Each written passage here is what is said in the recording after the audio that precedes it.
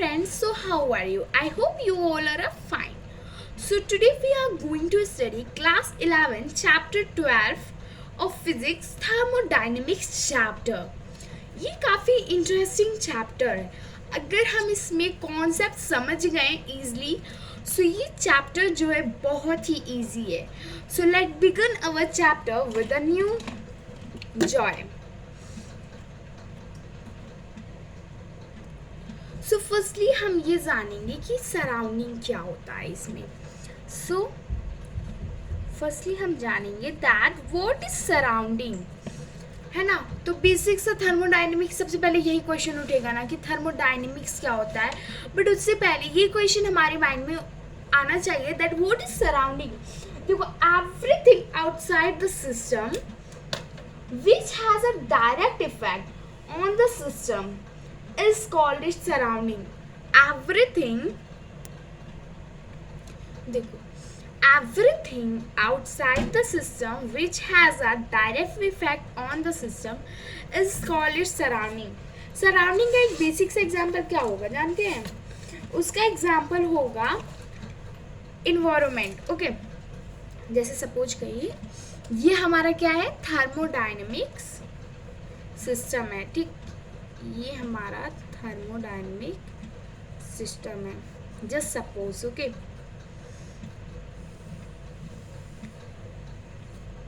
सो thermodynamic system एक boundary में है ना, एक बाउंड्री में है इनक्लोज. तो ये जो आउटसाइड है क्या लिखा है, everything outside the system which has a direct effect on the system.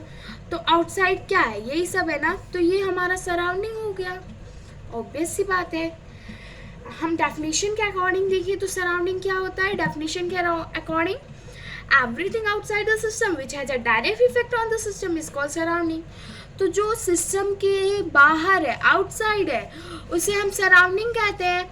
And you know जो थर्मोडायनेमिक सिस्टम को इंक्लोज किया रहता है उसे हम बाउंड्री कहते हैं. तो देखो, थर्मोडायनेमिक सिस्टम और सराउंडिंग को जो सेपरेट करता है उसे हम बाउंड्री कहते हैं. अभी ये कॉन्सेप्ट नहीं समझ में आ रहा होगा बट आगे चलकर अच्छे से क्लियर हो जाएगा. बट हमें फर्स्टली ये जानना जरूरी है.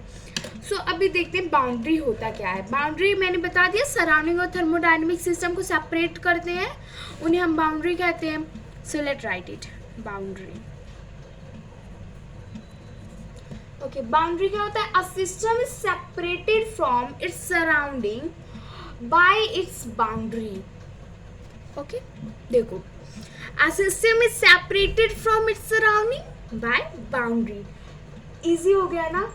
अब देखो, थर्मोडायनेमिक सिस्टम जो है ना वो 3 तरीके से क्लासिफाइड है.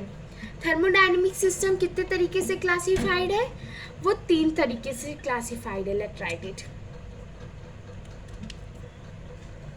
सो वो 3 तरीके क्या है, close system, isolated system and the open system. So जो क्लोज सिस्टम कैसा होता है, देखो ये सिस्टम है. ओके, ये सिस्टम है. Now we talk about thermodynamic system जो होते हैं वो 3 तरीके से क्लासिफाइड होते हैं. अभी हम थर्मोडायनेमिक सिस्टम पढ़ेंगे. ओके, नेक्स्ट वीडियो में शायद उसका देखें. ओके, विदाउट वेस्टिंग टाइम हम ध्यान देते हैं. Close system, isolated system and the open system. देखो, क्लोज सिस्टम कौन सा सिस्टम होता है,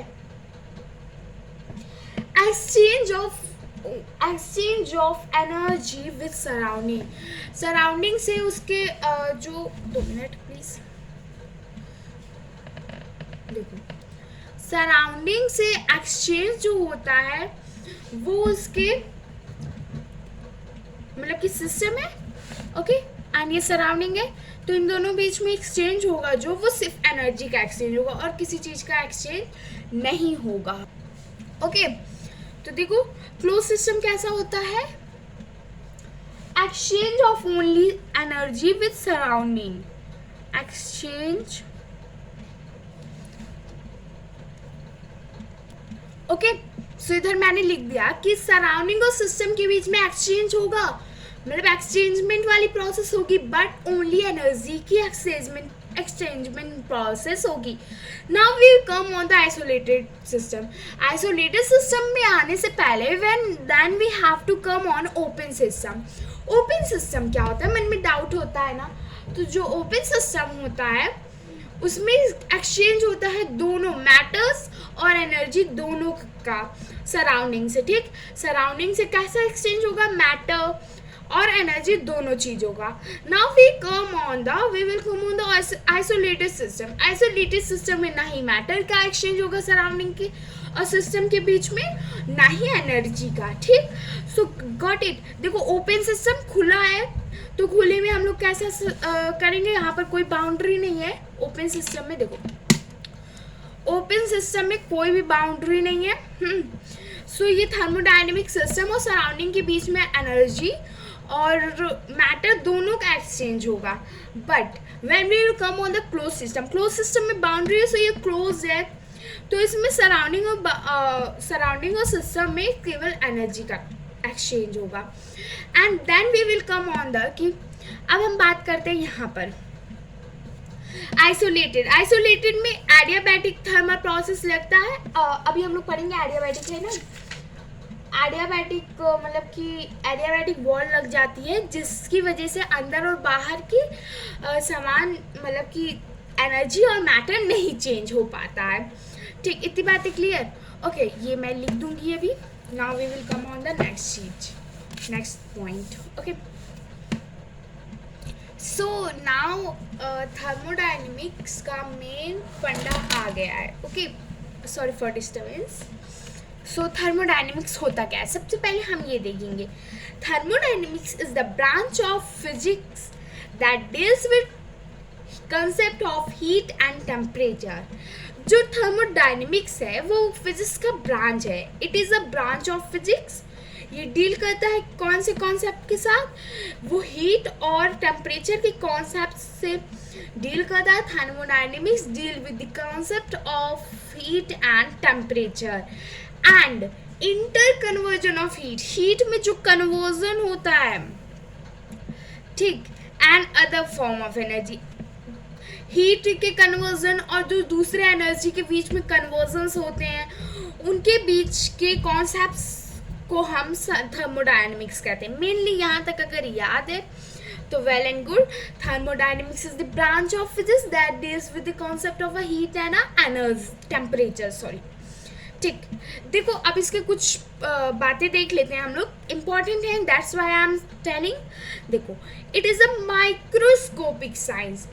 माइक्रोस्कोपिक साइंस है, कैसा है, बहुत ही माइक्रोस्कोपिक, बहुत ही छोटा साइंस है. ठीक, it deals with bulk system and does not go into the molecular constituents of matter. ये बहुत ही बड़े सिस्टम से डील करता है. बट वो देखो मतलब कि ये सिस्टम है, जैसे सपोज ये बुक सिस्टम है एंड ये जो मेरे पास पेंसिल है दिस इज द मैटर. ठीक है, ये मान लो just suppose this is a system and suppose this is the matter.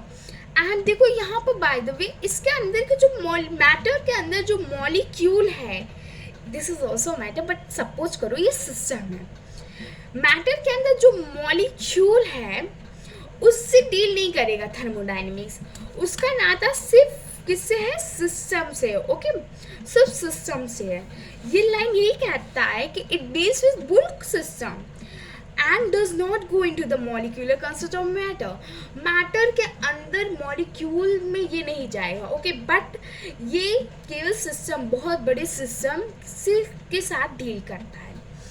A microscopic direction of gas, इसका एक माइक्रोस्कोपिक डायरेक्शन होता है गैस, मेन इसमें होता है गैस. ठीक, अब देखो जो गैस है ना वो थर्मोडायनेमिक्स में स्पेसिफाइड होता है मैक्रोस्कोपिक वेरिएबल. माइक्रोस्कोपिक से भी छोटे मैक्रोस्कोपिक वेरिएबल. देखो थोड़ा सा यहाँ डाउट है मुझे माइक्रो और मैक्रो में, तो मैं देख के बताती हूँ कि मैक्रोस्कोपिक वेरिएबल्स में जैसे कि हुआ प्रेशर, वॉल्यूम, मतलब कि जो गैस है उसका वॉल्यूम क्या है, प्रेशर क्या है, मतलब कि कोई भी सिस्टम है उसमें जो भी चीज़ है उसका प्रेशर क्या है, वॉल्यूम क्या है, प्रेशर हाई है कि लो है, वॉल्यूम हाई है कि लो है, टेम्परेचर कैसा है, ठंडा गर्म जो भी हो नॉर्मल, मास उसका कितना है, कितना भारी है वो, और कंपोजिशन, ऐसा कंपोजिशन जो मेजरेबल हो, ठीक, कंपोजिशन जो मेजरेबल हो, या फिर हम उसे अपने सेंस से प्रेसिपिटेट कर सकते हैं। मैं इसे छू रही हूँ तो इसे मैं सेंस कर रही हूँ, ठीक, मेजरेबल भी है ये। So this composition, okay. तो देखो थर्मोडाइनमिक्स में मैंने जितने भी पॉइंट्स बताए वो ध्यान से देख लो। देखो थर्मोडाइनमिक्स क्या होता है, is the branch of a physics that deals with the concept of heat and temperature and interconversion of heat and other forms of energy, ठीक। Thermodynamics is the branch of physics that deals with the concept of heat and temperature. It is the microscopic science. It deals with the bulk of a system but do not go into molecular constituent of matter. Microscopic direction gas है, इसका जो gas है वो specified है with in macroscopic variable, जैसे कि pressure, volume, temperature, mass and the composition that are measurable. I hope इतनी बात क्लियर हो गई होगी। सो आज का वीडियो हमारा यहीं पर एंड होता है with a lot of happiness. हमारा ये 11 मिनट का वीडियो काफ़ी ही ब्रीफ में हमने डिस्कस किया। नेक्स्ट वीडियो में हम पढ़ेंगे thermodynamic equilibrium. So thank you, have a nice day, thank you so much.